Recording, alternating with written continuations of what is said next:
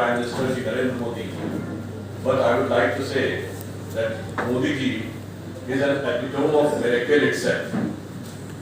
यानी उन्होंने देश में उससे पूर्व प्रदेश में जो कुछ किया है तो वो चमत्कार के साक्षात मोदी मान चुके। आज हम सब यहाँ सेवा पखवाड़े के जिस कार्यक्रम के संदर्भ में यहाँ एकत्र हुए हैं, आप सभी जानते हैं कि वो प्रधानमंत्री श्री नरेंद्र मोदी जी के जन्मदिन 17 सितंबर से प्रारंभ होकर महात्मा गांधी जी के जन्मदिन 2 अक्टूबर तक के लिए 15 दिन का समय भाजपा ने सेवा पखवाड़े के रूप में मनाने का निर्णय लिया। और ये कितना उपयुक्त अवसर है कि एक तरफ प्रधानमंत्री जी के जन्म से शुरू होता है, जिन्होंने अपना पूरा जीवन ही सेवा कार्य में समर्पित किया, जिन्होंने संकल्प लेकर प्रचारक जीवन लिया और इस संकल्प के साथ तन समर्पित, मन समर्पित और यह जीवन समर्पित, चाहता हूं देश की धरती तुझे कुछ और भी। और जब ऐसे व्यक्ति का आप जन्मदिन मनाते हैं, जिन्होंने 8 वर्ष में एक दिन की भी छुट्टी नहीं ली, तो ऐसा लगता है अपने आप से हमको यह प्रेरणा दे रहे हैं कि स्वप्न अर्पित, प्रश्न अर्पित, आयु का क्षण क्षण समर्पित, चाहता हूं देश की धरती तुझे कुछ और। यह पखवाड़े का समापन होगा 2 अक्टूबर को। तो महात्मा गांधी जी का भी जीवन सेवा और त्याग का जो संदेश देता है, जिनका एक अत्यंत प्रिय भजन क्या था, वैष्णव जन तेने कहिए जे पीर पराई जाने। इसी बीच में हमारे संस्थापक दीनदयाल उपाध्याय जी का जन्मदिन आता है, जिन्होंने अपने जीवन में अंत्योदय का संकल्प लिया। उसी के बाद 28 सितंबर को शहीद आजम भगत सिंह जी का भी जन्मदिन आता है, जिन्होंने अपना सर्वस्व भारत मां की वेदी पर अर्पित कर दिया था। तो मुझे लगता है कि यह 15 दिन का सेवा पखवाड़ा निश्चित रूप से राष्ट्र की सेवा के प्रति समर्पण का एक अभूतपूर्व संदेश देता है।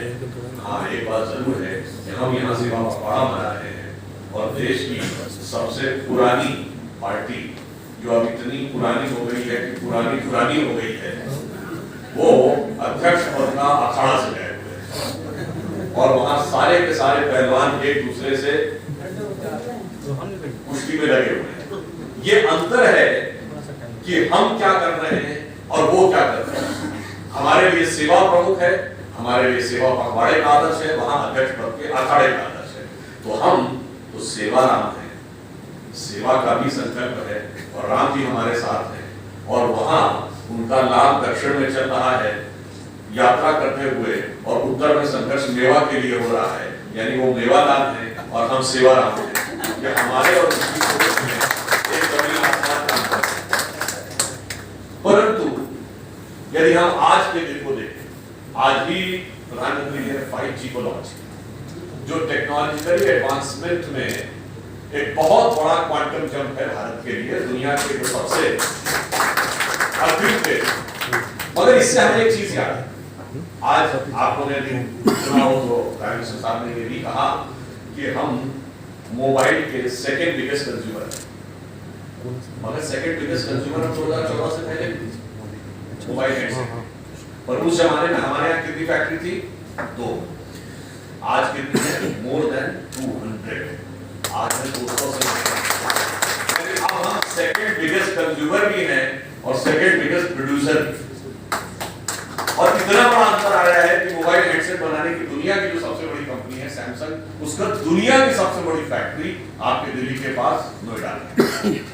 और अब आपने देखा कि एप्पल और की जो फैक्ट्री है वो भी प्रोडक्शन भारत में शुरू हो गया है और अगले वर्ष को और ज्यादा मात्रा में आना चाहिए। इससे मुझे एक चीज ध्यान है, देखिए जब भी टेक्नोलॉजिकली आगे बढ़ने की बात है, तो आपने देखा कि प्रधानमंत्री जी आने के बाद डिजिटल इंडिया के ऊपर जो एक डिजिटल रिवोल्यूशन है, जनधन आधार मोबाइल जैम की शुरुआत। अगर आपको याद हो तो इस समय जो डिजिटल ट्रांजैक्शंस है उसमें भारत में इतनी भारी परिवर्तन हुआ है कि इस समय वो चाइना का डाटा एग्जैक्ट पता नहीं रहता, हम दुनिया के सबसे अग्रणी देशों में से एक हो गए हैं जिनके द्वारा यूपीआई के द्वारा डिजिटल ट्रांजैक्शन